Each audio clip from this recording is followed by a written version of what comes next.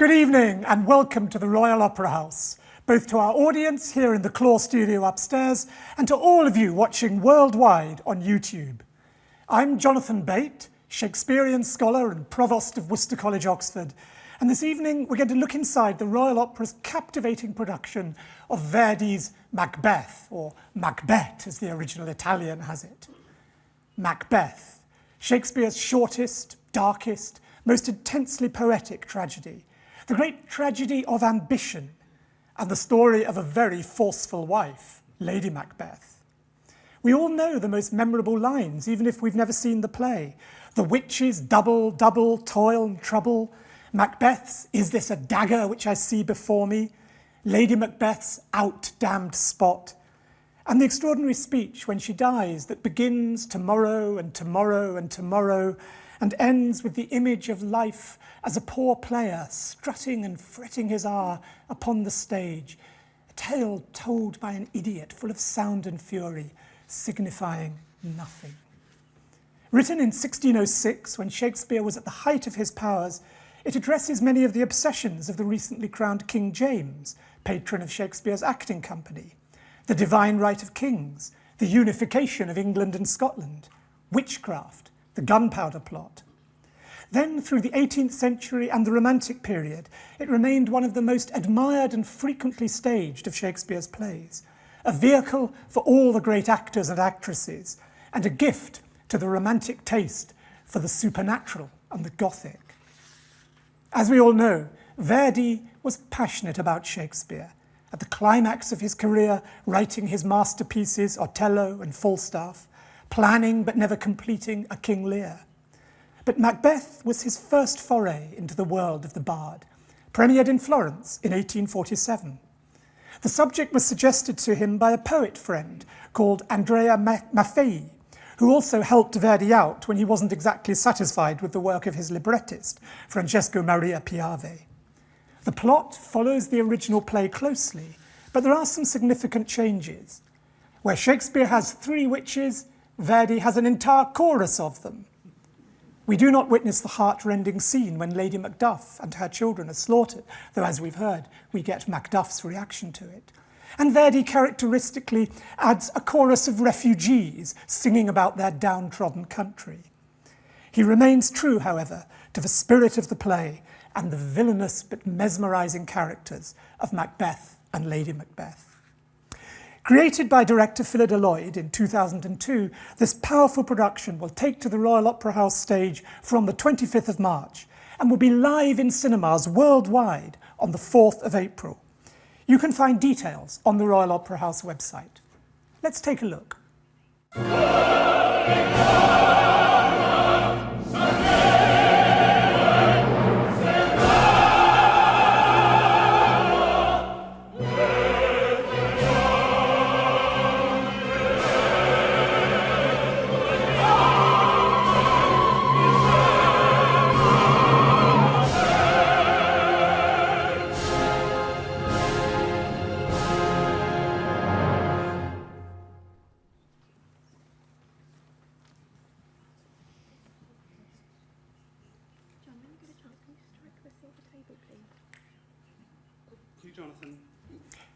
We started tonight with a spellbinding performance of Macduff's aria O Fili, Fili Miei from Act 3 of Macbeth, performed by Young-Hoon Kim, accompanied by repetiteur James Hendry. And we've got plenty more to come. Music director of the Royal Opera House, Antonio Pappano, will introduce us to this musical marvel. Professor Susan Rutherford and ladies of the Royal Opera Chorus, with chorus director William Spalding, will explore the role of the witches. And members of the production team will tell us about Phyllida Lloyd's richly hued production. As ever, we want to hear from you tonight, so please leave us your comments and questions via the comments section on YouTube, and hopefully we'll have time to read out some of them later. Now, though, to take us on a journey through Verdi's bristling score, please welcome music director of the Royal Opera, Antonio Pappano.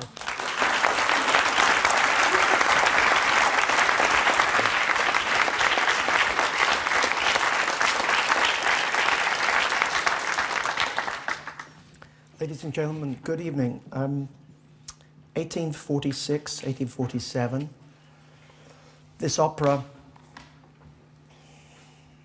was the young Verdi. He was in his 30s.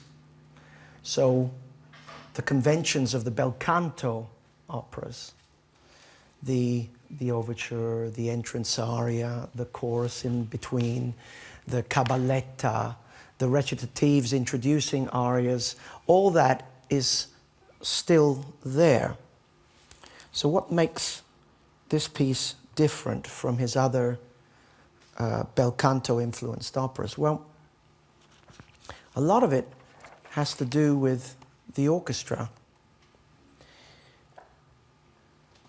the dynamics of this piece are fascinating, because the interplay between loud and soft, which in a theatrical piece you would expect, here it becomes extreme, and something that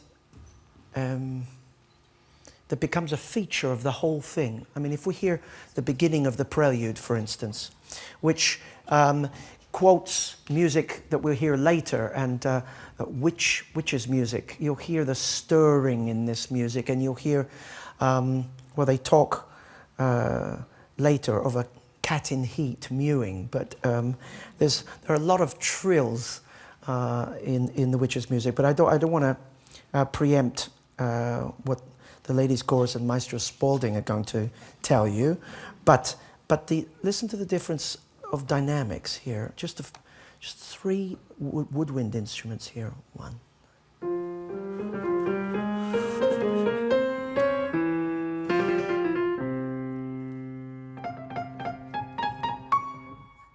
It's almost a scratching of.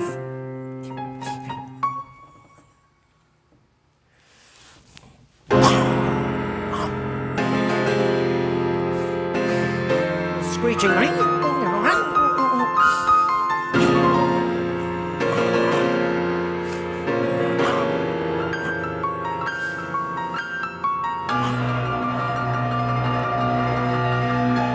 You can hear the Gothic elements immediately, and the potential for the supernatural. It somehow craves that subject matter. The famous role of Lady Macbeth, we will meet her and we'll be shocked by her brazen, craven ambition. But in the prelude, we meet her at her most vulnerable.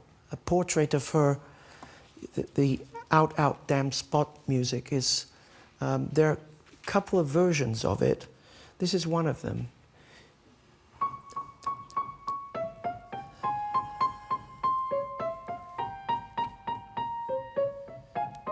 And then we get the Gothic again, etc. And then the most pathetic and vulnerable tune.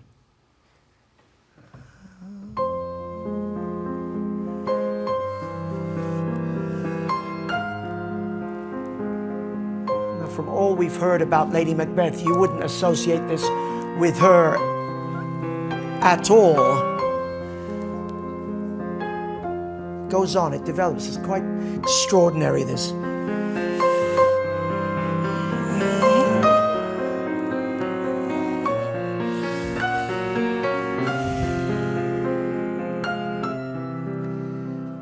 On the piano, you can tell in the bloom, bloom, bloom, bloom, bloom, bloom, bloom, bloom in the left hand. Here, because on the piano you have the pedal, you kind of hear the harp. Well, normally, in a Verdi opera, the harp wouldn't be playing that accompanying figure. It's orchestrated together with a bassoon, and it's the harp that gives this slightly spooky quality. Are we on earth or are we in heaven? Or better yet, are we in hell, you know? So the atmosphere is set immediately at the beginning.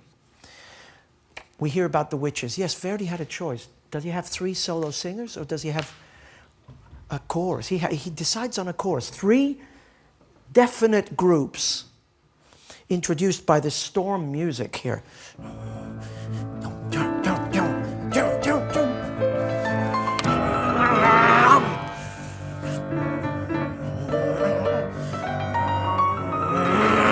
See what I mean? When I speak of the dynamics, this going from piano and very, very quickly erupting into forte. This is one of the features of this piece. Now we have all kinds of sound effects that go along with this. The thunder, lightning backstage. There's somebody shaking what do you call that thing? The thunder sheet. Yeah, I love that. I just love that. It's just fantastic, and we've got it mic'd to the hilt. well, you've got to use technology when we have it, you know. The nature of the witches' music, very interesting that when they sing alone, when they are alone, they sing with this zany, macabre glee, almost ecstatic in their mischief. And a feature of their music are repeated notes.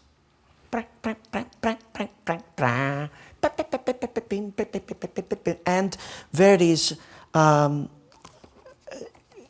direction here in a hacked and cackly voice. Remember that these are witches speaking. So the chorus, and they'll show you this later, it's fantastic how they do it. How the manipulation of the voice to create the sound is so important in this piece. Now, Lady Macbeth will do that throughout. The role of Lady Macbeth, Verdi was looking for a very, very particular kind of singer. He wanted a singer with, he actually said, with an ugly voice, with a voice that is of the earth. He wasn't looking for your normal bel canto singer, superbly skilled, and he was looking for a quality, a type of demonic vocal delivery. Yes, the part does have line and does have incredible majesty and nobility, but the intensity and the extremes to which it goes are new. And this, it could only be because of the inspiration of Shakespeare, that to try to achieve something that is so evil, someone that is so ambitious, so manipulative, so controlling of the situation. So the temperature is up here, and the trajectory of the evening is to bring her down here. Fascinating journey, and brilliantly done by Verdi. The role of Macbeth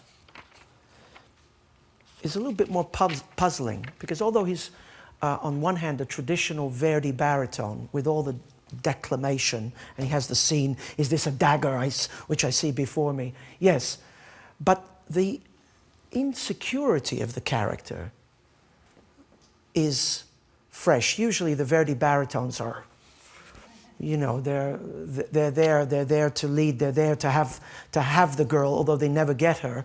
But they here you full of uncertainty. When on page 21, I think, yeah, when he hears the witches have made their prophecies, and he says, Due vaticini computor sono. He says already two prophecies have been made. And did you see the split in the middle of the phrase? He's thinking. So the writing has a lot to do with thought. Vaticini computor sono. Mi si promette dal terzo trono. And then breaking out. So you see, starting from nothing. And then we have these sudden explosions. Again, a feature of this piece. And it gives us an idea of what's really ailing these characters, or what their preoccupations are, in a very direct, sudden, and extremely theatrical way. More and more witches. There's a fascinating story of Verdi after 150 rehearsals before the first night. asks for one more rehearsal on the night, just before the show, Lady Macbeth and Macbeth. And this is where he goes to commit the murder, commit the assassination, to kill Duncan. Duncan has come to visit their castle, and she sees the opportunity, and she forces her husband, shall we say, or convinces her husband that it might be a good idea to get rid of the king so that he might be king. And there's this fascinating duet when he comes back from the assassination, and he says, Did you hear that hooting owl? Did you hear that sound? What was it? And they whisper to each other, and the orchestra, and this is another incredible feature of this piece, is the muted strings. Now, you will always have a beautiful muted strings bit in an opera. In Othello, it's the Ave Maria, and you hear these shimmering strings. But here they're used to a completely different effect. Listen.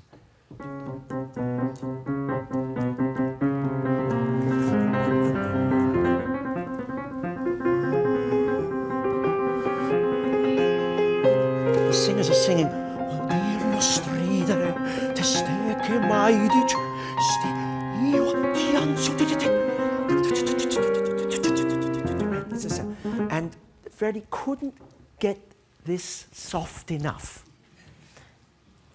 And all conductors try, believe me. Since 1847, we've been trying to get it soft enough. You know, we're very lucky in this production to have a set where the singers are heard very, very well, so that they don't have to scream, and they feel confident about that. So we've got something pretty good going here between the couple. But the idea of conspiracy and how to make it realistic. You mute the strings, you have this disquiet, and you have the orchestra outlining a melody that they sing along with or just enter here and there, like a real conversation. And all of a sudden, on the bottom of page 65, he says, I saw something terrible. Oh, BAM! And the timpani enters, and then it goes back. Oh, visto orribile, visto orribile. For a conductor, these moments of creating drama through the extremity of the dynamics is everything in this piece. When you come and watch the show, take care that you really notice this, because this is going to make or break the evening, I believe. I mean, besides the great singing that you would expect, but this is something that is so important. Even when they said, you know, she says, "Come on, we've got to get out of here."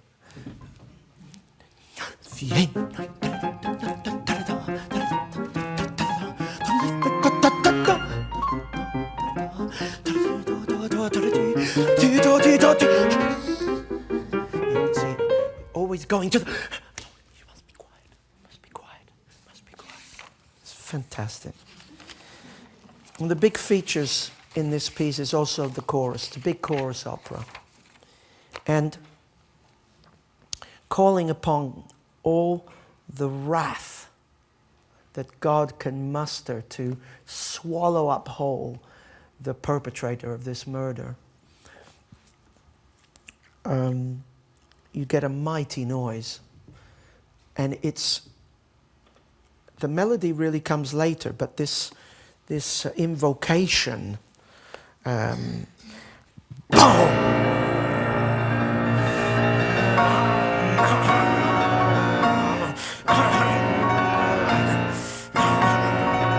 Everybody in unison.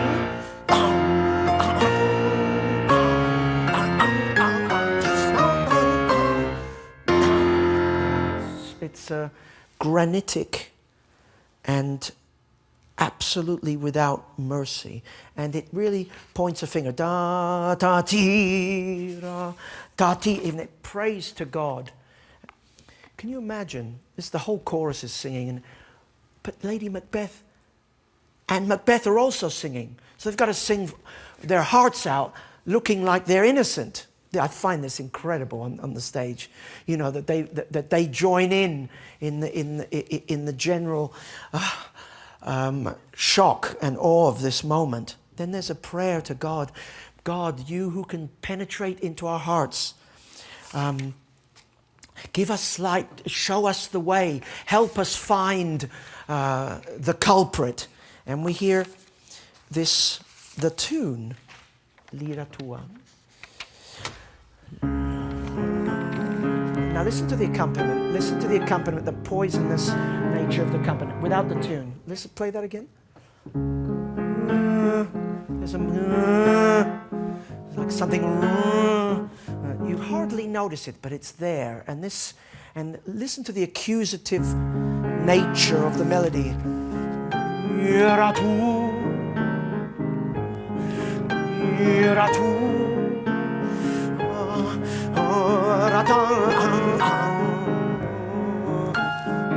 Again, invoking God, but accusing everybody around. It's like this enormous Last Supper. Is it you? Is it you? Is it you? Is it you? The finales of Act 1 and Act 2 are absolutely spectacular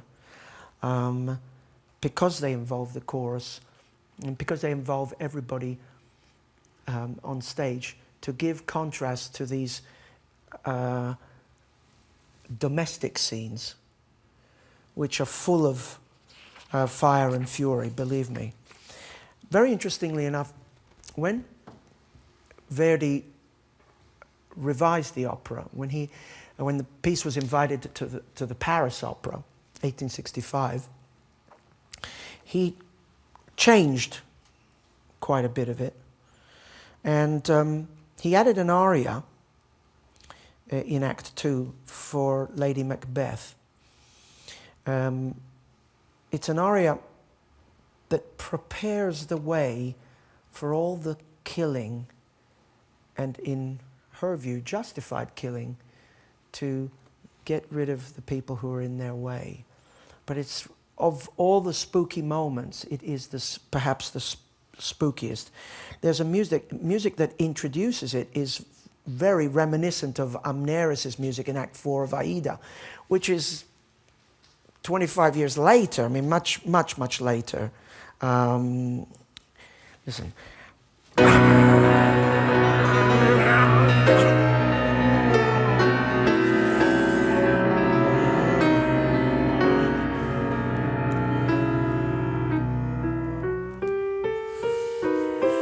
It slithers like a snake. Very gothic chords. Listen to this accompaniment.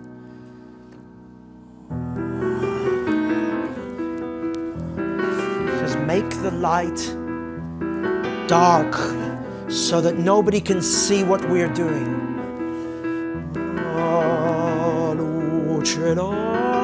And she sings this extraordinary aria. We have, for instance, rehearsal number 2, the orchestra.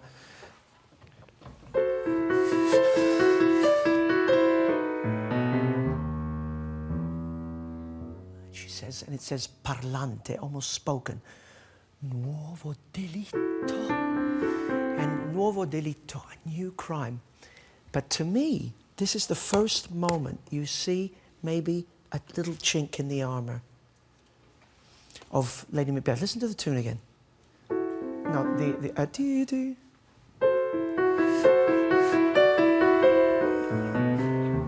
It's somehow too compassionate. She says, a new crime. And then she says it again, even softer. Nuovo delitto. Then, dam! It is necessary. We must. È necessario. That little oasis, to me, telegraphs, perhaps, and probably people would disagree with me, but telegraphs what might come for her later. There's just something not quite right there. Then she recovers. It's necessary, we must. Vendetta, uccidere. She even, this woman is incredible, she even sings a requiem to all those that will be killed. Listen to this.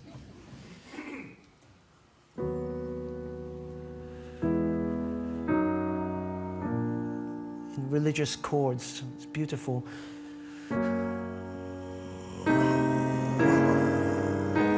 She even says the word requiem, and you'll guess where it's placed. Listen. Requiem.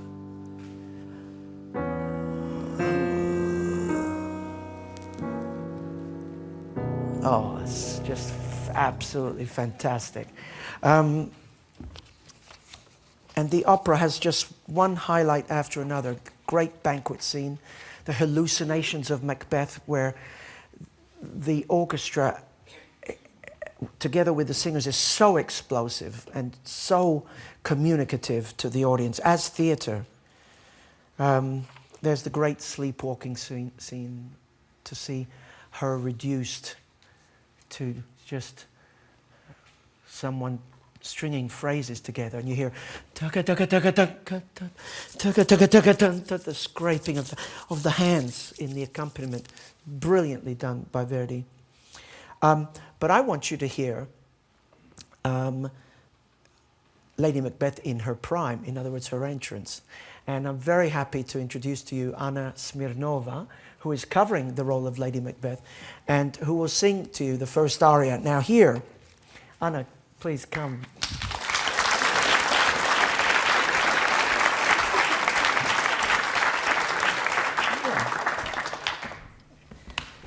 And we meet Lady Macbeth. There's an extraordinary introduction to her music. And then she recites a letter that Macbeth has just sent to her, and telling about the prophecy, and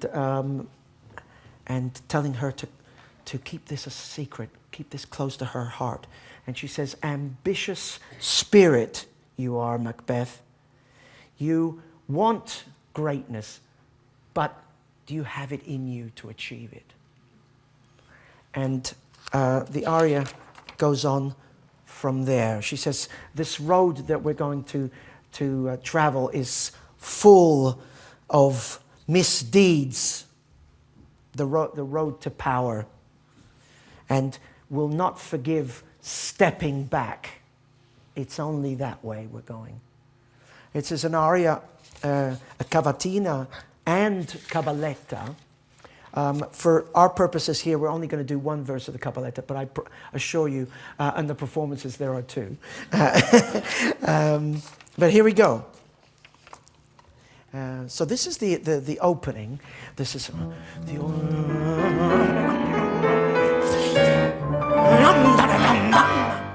see this play of dynamics again. Then skip to the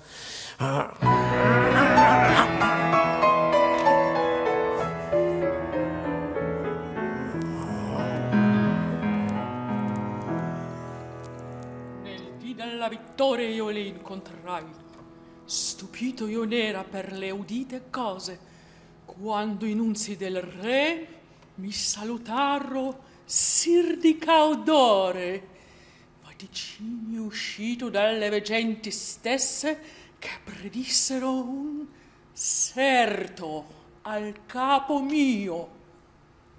Racchiudi in cor questo segreto. Addio.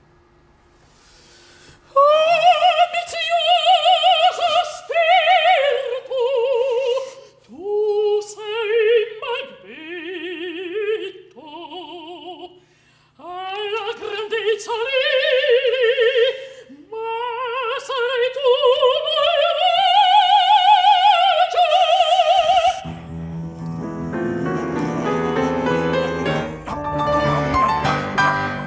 Piedi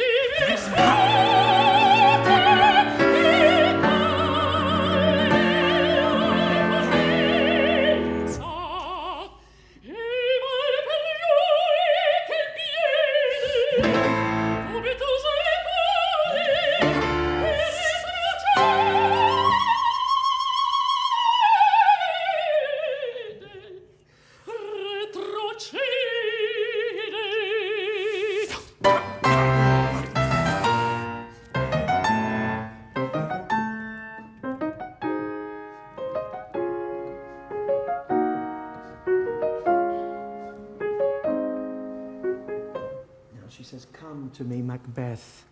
I will show you the way.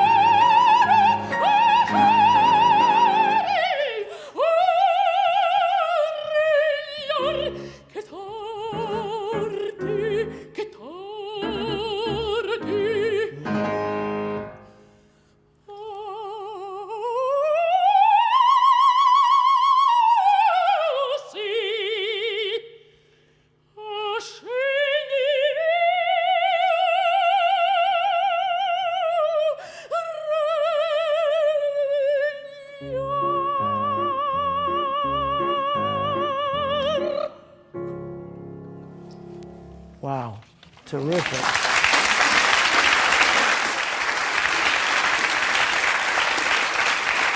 Next page. Now she gets news that Duncan is going to be visiting the castle, accompanied by Macbeth. So just before Duncano sarà qui.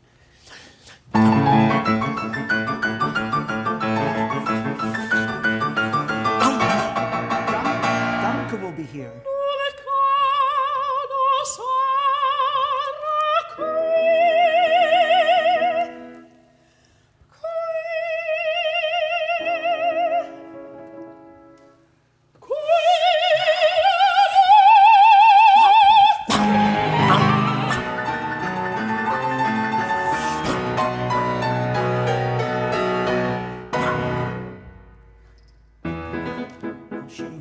The spirits, the evil spirits.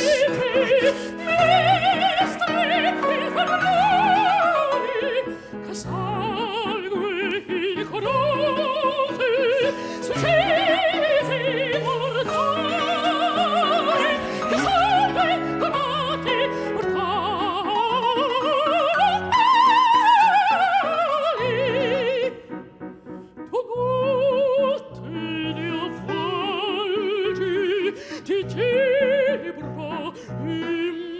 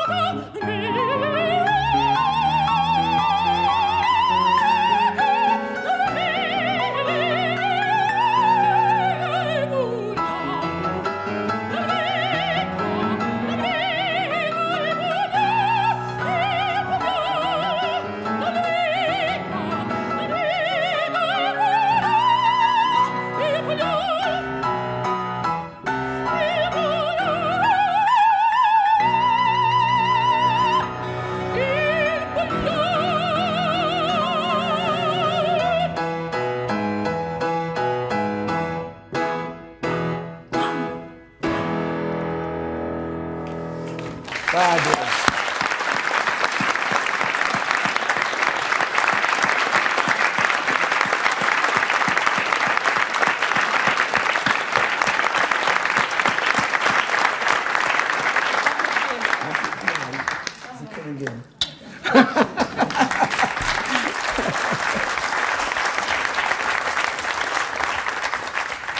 She's quite something, that one. Yeah. Well, she certainly is. Thank you, Anna, for that thrilling glimpse of Lady Macbeth. And James Hendry at the piano, without you. Yes, thank you.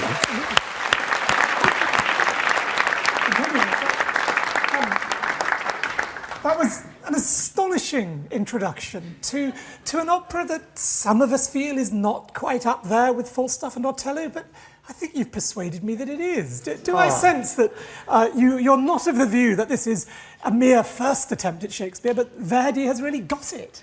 Well, you know these devices that you've heard the accompaniment to those kind of things, or the scraping of the out. There's none of that in Othello, and there's none of that in Falstaff either. And I think that from a purely theatrical point of view, there's something lost because of the rhythmic energy that is created by these devices that were built for creating theatre in what were normally vocal showpieces. Yeah. But here you have both. You have those devices, those rhythmic, somehow what I call the engine room examples, or well, there's a million of them. Those kinds of things, with a color world in the orchestra and in the singing. Did you see the back and forth of loud and soft in the singing, and how important that was to create this demonic, you don't know where we are, you know, kind of thing. So important. So I'm a big fan, a huge fan of this opera. I think it's a masterpiece. And I love what you say about the quieter bits as well. I mean, because it's, you know, there are these moments of sort of domestic intensity and quietness. And Lady Macbeth there, we saw how it moved from the recitative of the letter, which of course in Shakespeare's prose, but then into that great invocation of the spirits. I mean, he really does work the full range, from loud to quiet, from domestic to the Gothic and the supernatural. Yeah, and also speaking to, I mean, can you imagine, for opera singers, that's not easy at all. Even Callas, who was a great interpreter of this role, had a lot of trouble reading that letter. It was not her best bit, actually. It's very, very difficult to do, and adds just one more challenge to the delivery of this role. But look what it does for the color, going from speaking, nel dì della vittoria, io le incontrai, and then, you have this, the voice just comes out at you like a rocket, you know. It's very, very, very intelligent and very, you know, like only a great theatre man like Verdi could come up with, you know? Well, it's just been an amazing introduction to what's obviously an astonishing theatrical experience, and I think having heard that and just seen this bit, that to all our audience here are going to be wanting to book their tickets, and our audience on YouTube around the world booking their tickets for the cinema. I hope so. I certainly hope so. Well, thank you very much indeed. Thank you. Thank you.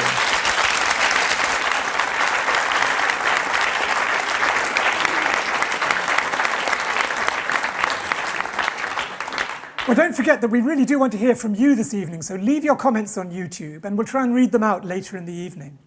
But now, to tell us a little bit more about that chorus of witches, please welcome Professor Susan Rutherford, and she's going to be joined by members of the Royal Opera Chorus with chorus director William Spalding.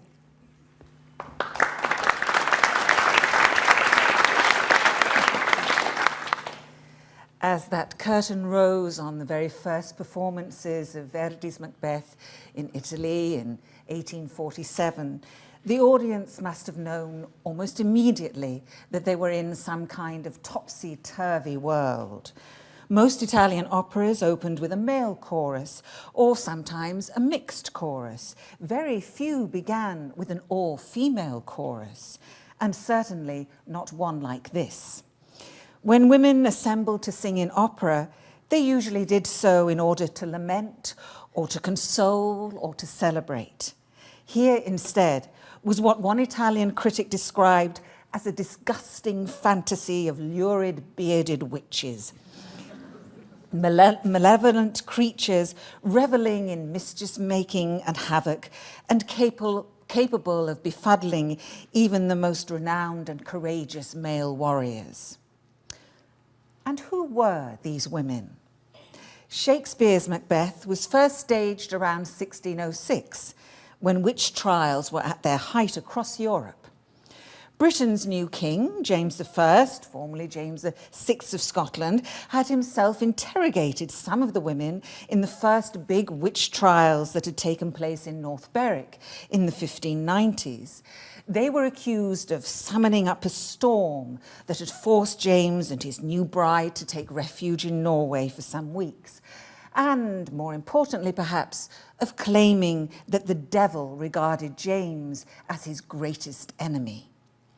In 1597, James even published a book on the topic entitled Demonology, with the aim, he wrote, of proving that such devilish arts have been and are. One of his very early acts after the union of the crowns was to introduce the Witchcraft Act of 1604. Now not only the witches were themselves, but those who conspired or consulted with them were liable for the death penalty. Shakespeare's play was therefore written as an act of homage to the new king, believed to be a descendant of Banquo, and an audience who had a profound belief in witches as a very real and hostile element in the world. That belief would eventually change. A century later, the witches in Macbeth were mostly performed in Britain as comic characters, grotesque echoes of a superstitious past. For 19th century Italian audiences of Verdi's opera, the situation was even more complex. The Catholic Church had reverted to its medieval stance of denying the very existence of witchcraft, not least because it undermined the power of the clergy. When the opera was performed in Rome in 1852, the censors insisted that the witches be exchanged for gypsies instead. And in a period when theatre, and by default opera, were moving ever closer towards realism, Macbeth's departure into the fantastic seemed, at least to some Italian critics, a retrograde step. How could such characters like these, this is an illustration from the first production reprinted in the Gazzetta Musicale di Milano in December 1847, how could characters like these be taken seriously? Well, that really depended on the purpose of the witches within the opera's narrative. For Verdi, they were a crucial and central element, one of the three most important characters, he said, in the work, alongside the Macbeth couple. Their potency is apparent from the very beginning of the opera, as they emerge out of the prelude storm, its musical flashes of lightning implying that even the weather itself was cackling. Meteorological disturbance mimics or is even created by the witches' disruption of morality. There was, of course, an immediate difference from Shakespeare's play, as we've already heard. Instead of three witches, and that famous line that begins the play, "When shall we three meet again?" You can't really get around that, can you? But in the Oro, yes, we have this entire chorus, and it's useful to remember, however, that this was something that also occurred in 18th century and even early 19th century performances of the play in London. Nonetheless, Verdi evokes that sense of an evil trinity by dividing the chorus into three parts, as we can hear now.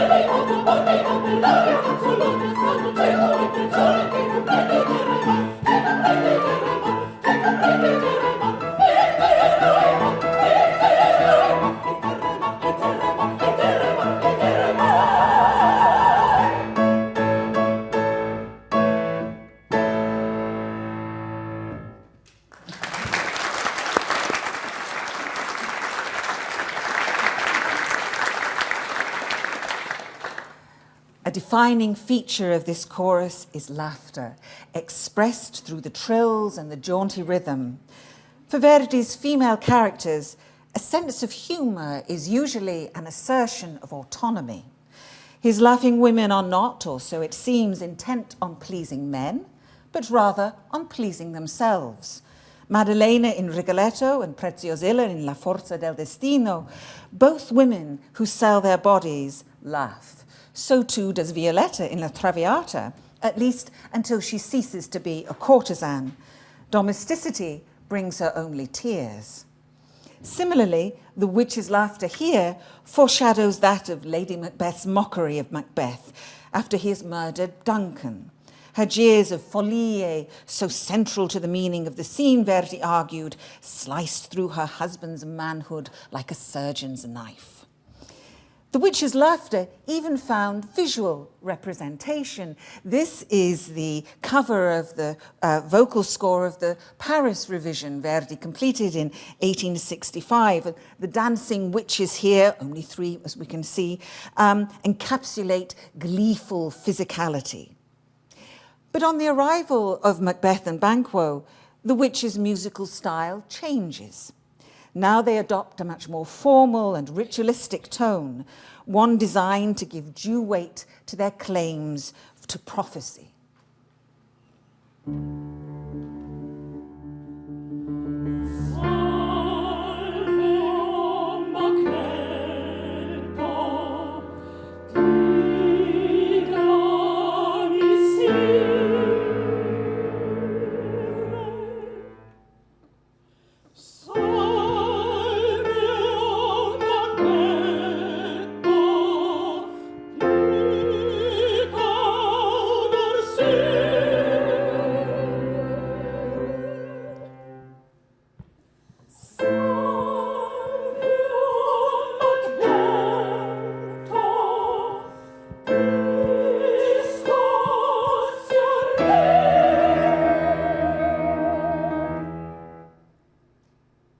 Response to Banquo is in similar mode, although the final phrase, "Long live Macbeth and Banquo," echoes that earlier style.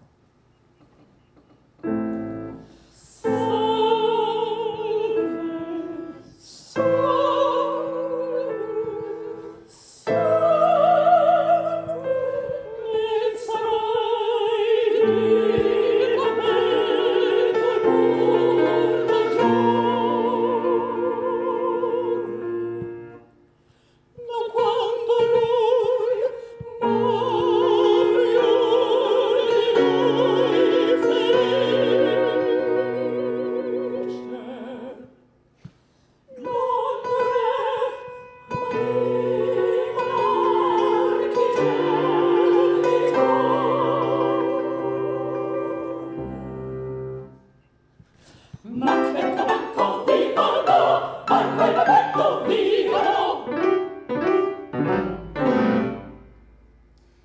encounter changes the entire course of the narrative.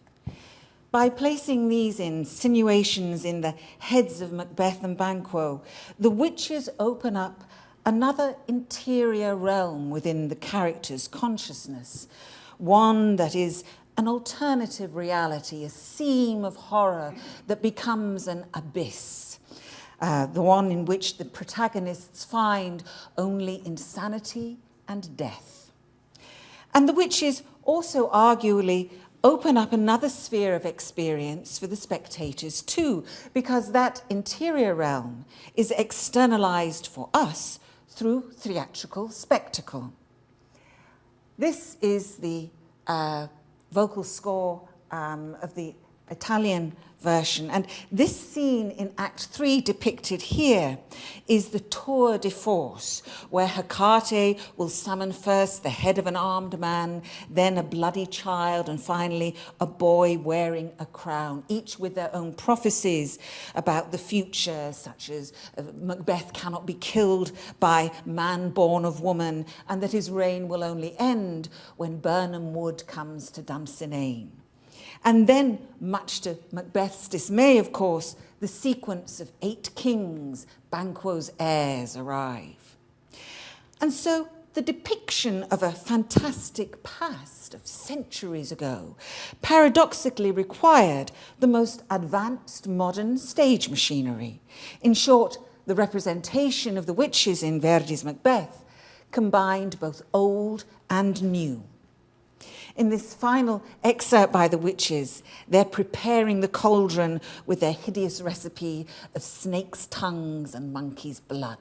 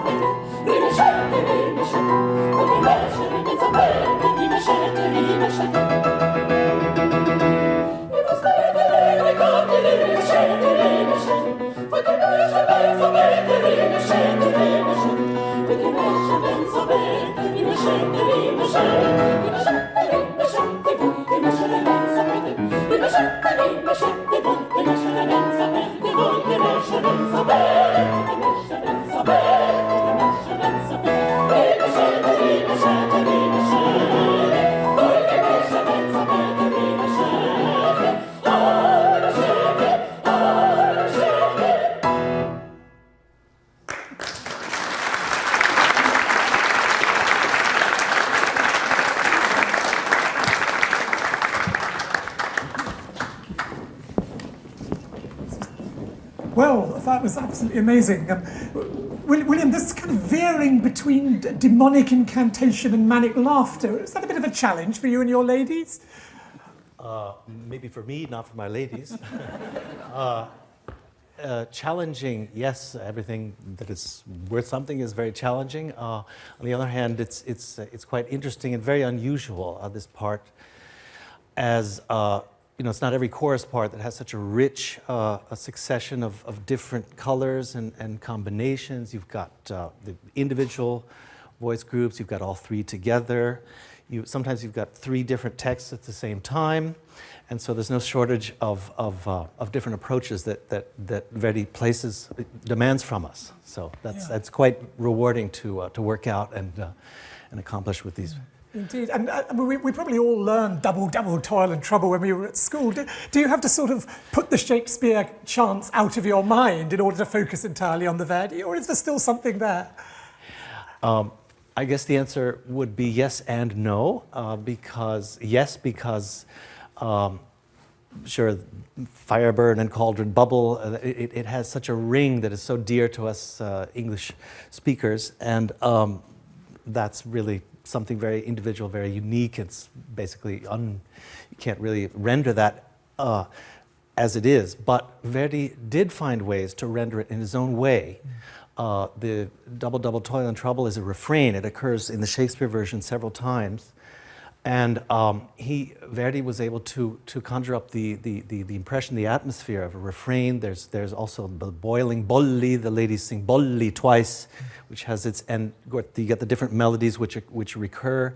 So even though you can't reproduce Shakespeare, really, only Shakespeare himself can do that, and great actors.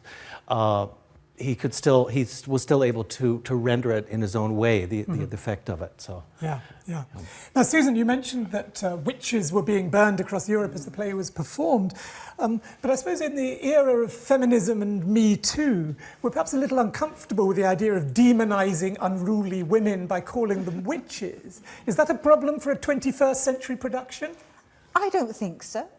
I don't think that we should ever forget or be afraid of our past, because if we do forget it, then we're likely to repeat it. And I think as well that these characters, these types of roles were an important part of playwrights and opera composers negotiating different spheres for women on stage. The ruling authorities and censorship would have much preferred to keep women to much more passive roles. To have them acting as agents of misrule was thought as absolutely dangerous. So I think they still deserve our attention, and I think audiences like us, I don't think that we're so blinkered in our outlook to sort of see one group of women behaving badly as somehow symptomatic of all women everywhere. Yes. And as we seem to have such a powerful character as Lady Macbeth and a female chorus was a huge opportunity for women in the 19th century. Yes, absolutely. So thank you very much indeed, Susan Rutherford, chorus director William Spalding, and the fantastic ladies of the Royal Opera Chorus.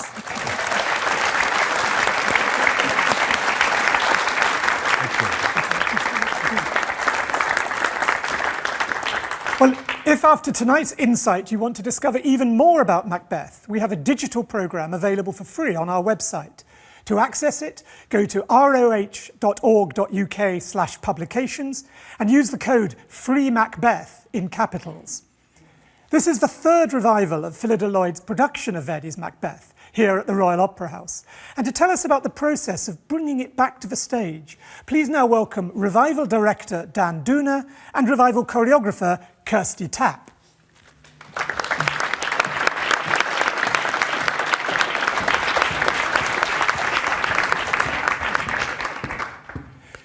Good evening, everybody. Well, welcome, Hello. Don, Kirsty. So, Don, what stage have you got to in rehearsal now? We had the general rehearsal this morning, so we're there, basically. We have a few corrections. Good news? Happy with it? Yes. It was a good general rehearsal because artistically it was there. We had lots of, we had not a lot, but we had a number of technical glitches that were easily solvable. So that was just the right kind of general rehearsal to have. A general rehearsal can be too good. Yeah, and you've got the extraordinary Anna Netrebko singing Lady Macbeth. What's it like working with her? I've never worked with her before, and her fame, of course, preceded her. She is fantastic to work with. She is one of the hardest working women I've ever known. She very honest, with a great emotional honesty. Yeah, she goes straight for the guts of things, doesn't pussyfoot, tough, and brilliant on stage, a brilliant stage animal. Yeah. Do you get a little bit of scope as the revival director to sort of fiddle around with it, or have you got your sort of Phyllida Lloyd template that you must stick absolutely rigorously to? I think closer to the second. I mean, I assisted Phyllida on the show in 2002, and before I revived the show a couple of years ago for a Japan tour, and Phyllida and I sat down together and watched a commercial video that had been made by neither of us, and we sort of cracked heads about what we wanted from that particular cast, which was also doing it in Japan. So I feel pretty much on top of, we sing from the same song sheet, and I try to direct it with these people the same way I think she would, which is rather free. She's a theatre director, she's not an opera director, and they have a different approach. Yeah. Now, Kirsty, tell us a bit about the role of the choreographer. I mean, dance is kind of important in this Verdi opera, isn't it? It is, both the dance and the movement. The movement in the opera is carried primarily by two groups, which are the ladies' chorus and the 9 dancers that are involved. In terms of a revival, the material that is executed in Act 1, which is with the ladies' chorus and the dancers, that is really fairly static and unison material with a lot of repeated phrases. As we hear these ladies fall into 3 vocal groups, so does the movement material. But when we get to Act 3, the chorus ladies and the dancers take slightly different roles. And here, the original choreographer, who is Michael Keegan-Dolan, he has a very, very clear framework and structure for the work which we follow and I follow very faithfully. But it's sometimes in the detail, the individual interpretation of each new cast of dancers as they come in, so that we do get a little variety from revival to revival, but it is essentially following the same template. And each of you, in turn, perhaps Kirsty first, tell us a little bit about how your work goes in conjunction with the design, because obviously, you know, the design, it's by Anthony Ward in this production, is a key part of any opera. And it was very interesting hearing from Tony Pappano earlier the way that it's a design that allows for a certain kind of quietness. And, did you find the design helpful? Well, I suppose one of the biggest challenges for the dancers that Macbeth, it has a very steep rake, and that is hard for the dancers to be working on. We were very fortunate in this revival that we had a lot of time at the start of the rehearsal period to work on that rake, so the dancers had a chance to really adjust to that. But that is probably our biggest challenge, and the beautiful costumes, but just there is a lot of material in them, as the chorus ladies also are aware. It's just manipulating that material so that everything can be properly performed. And Dan, what's your feeling about the relationship between the production concept and the design? What, perhaps for the audience, you could just tell us a bit about it. I mean, well, there's a you know, because there's a long history of you know, period design, and then there's also more sort of abstract design. Tell us a bit about it. Yes. Well, first of all, I'd like to say, before talking about the design, I'd say that Phyllida's production, it takes a definite line, and she made this decision in conjunction with her designer, and she takes a deliberately domestic take on the material as a 20th/21st century female theatre director, and she places the childlessness of the Macbeths as a couple as the root of all their evil, and she designed the show around that central idea with Anthony.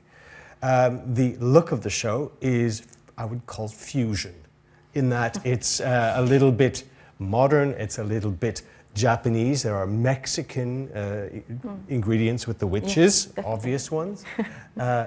Also Chinese ingredients. Yeah. Yeah, I think we've got some images that we could perhaps have a look at. You can certainly see the Eastern influence there, and I suspect for Phyllida Lloyd, the famous Kurosawa film, Yes. Throne of Blood, Throne of one of the Blood, greatest yes, of all in the Shakespeare end, films, yeah, is sort that's of right. partly inspiring Yeah. that. There you see the Mexican influence using the Frida Kahlo iconography for witches. And there's a deliberate reason for that. And because Phyllida, again, as a female director, she chose not to see the witches as evil. She sees them as creatures, immoral creatures with ties to the earth and the powers of the earth. As interested in good as in evil, but they're interested in evil as they are interested in all natural phenomena. They are not evil themselves in this production, and that's why she chose the Frida Kahlo look, complete with monobrow. Fantastic. Now we can see something that looks a little bit bloody there. Macbeth is a warrior king, and he lives in a violent world. How's that shown in the production? Do we have lots of stage fighting, choreographed battles, and so forth? Yeah, A you little have bit. a few. Yeah. Yeah. Mhm. As they're hard to avoid because Verdi wrote them into his score, so you have to. Yeah. Yeah. And is that a challenge in the staging, Kirsty? Well, I don't actually have any involvement with the fights, I have to You say. don't. There's a separate fight director. It's for not that. me, yeah. There is. There is. She's tough, but she's. Yeah. But maintaining a sense of the image across the stage and the motion of the actors. I mean, that must be a real challenge. It's a huge show. A huge show. It's one of Shakespeare's shortest plays, as you mentioned, but it's a massive opera to put on. I'm always surprised. I think it's possibly because of the huge chorus input. You know, these huge epic scenes, the refugees at the beginning of Act 4 on the English in the English borders, and this vast vision of human misery caused by the Macbeths at an epic scale. You know. Yeah. Well, we've heard quite a lot tonight about the original moment of the play being written, the arrival of King James, the interest in witchcraft, also about its 19th century context with Verdi, and obviously those refugees. Verdi's thinking about the whole issue of Italy, the politics of his time. Very much so. Yeah. What about today, though? This production in the 21st century today, are there particular contemporary resonances? Inescapably, both on the refugee side and, of course, in these the man being seduced by power and ambition to becoming a monster. I mean, there's no shortage of those around, I think. Well, I think before we actually start naming names, we should say that unfortunately that is all we have time for this evening. So Dan and Kirsty, thank you very much indeed. You're very welcome. Thank you.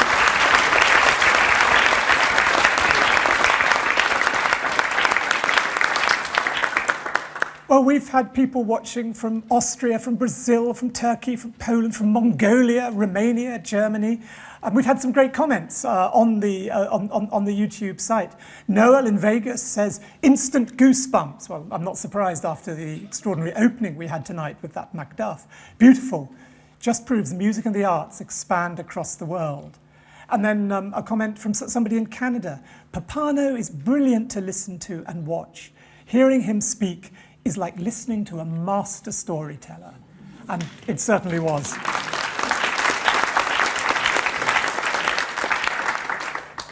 So don't forget that you can follow the master storyteller Verdi and his version of the work of the master storyteller Shakespeare, this fabulous production of Macbeth, here at the Royal Opera House from the 25th of March and in cinemas around the world on the 4th of April. Thank you to all our guests for joining us tonight, and a big thank you to our wonderful audience here at the Royal Opera House and to all of you watching on YouTube across the world. Good night.